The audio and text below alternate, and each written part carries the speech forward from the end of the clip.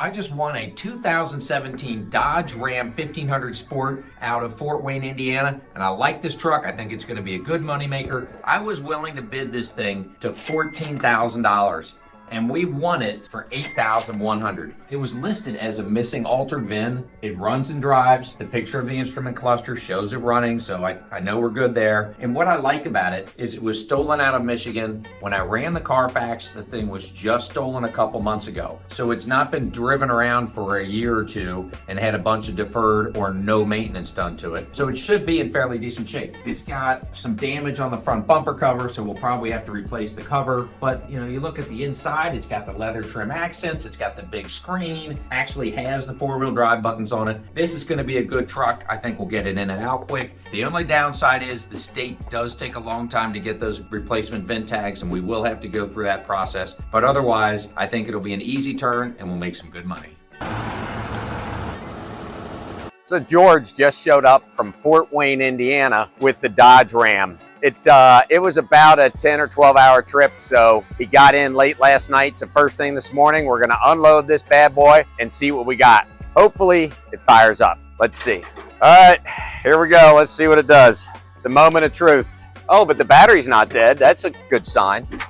Okay, looks normal so far. Got a check engine light, brake light's on, but that's probably the e-brake.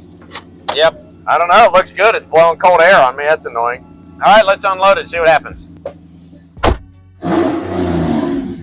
Yeah, baby, I'm ready to go racing. Let's go. Yeah, man, this thing sounds great. All right, well, we need to do a walk around, see what the obvious stuff is before we get the mechanics to do the front line list on it. Well, we got an obvious spot here. It's gonna need a front bumper cover. That fog light over there is pushed back too, so there might be a broken fog light bracket.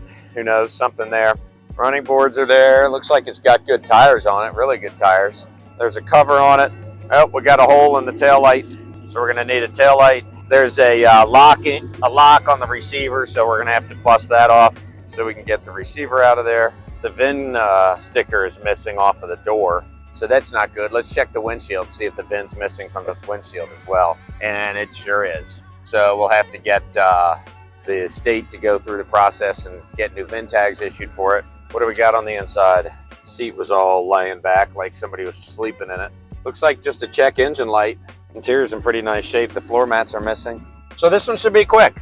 Should be a good turnaround. Just I think the biggest delay is just going to be getting the VIN tags, because that typically takes about a month. But let's get it in the shop and take it through the front line list. Our Dodge Ram Hemi is ready to go to detail. We had to repair the front bumper. We thought we were going to replace it. They ended up being able to repair it. So the bumper's good. This headlight, the LED strip on the bottom of it wasn't lighting up all the way. Only half of it lit up before. So it's got a new headlight in it. The one tail light on the back was broken. We got that replaced. Then did our frontline checklist on it, and she's ready to go.